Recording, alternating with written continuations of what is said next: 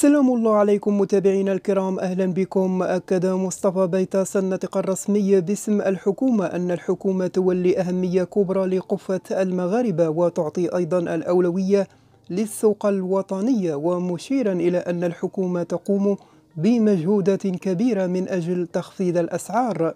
وأكد المسؤول الحكومي في الندوة والتي أعقبت المجلس الحكومي اليوم الخميس أن الحكومة قامت بمجهودات كبيرة للحفاظ على القدرة الشرائية للمواطنين من خلال مجموعة من الإجراءات، والتي حافظت على أسعار العديد من المواد من بينها إجراءات المراقبة اليومية، ومشيرا إلى أن الحكومة ستستمر في متابعة ورش مراقبة الأسعار على المستوى الوطني والمحلي، وتتابع عن كثب تموين السوق الوطني بجميع المواد الاستهلاكية.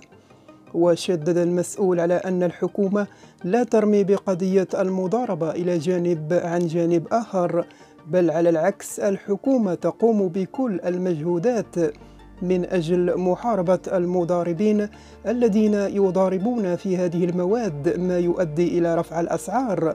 وأوضح المسؤول الحكومي أن الحكومة تتابع أسعار المواد كل على حدة، وستتخذ إجراءات إلزامية من أجل تخفيض أسعار المواد إذا دعت الضرورة لذلك.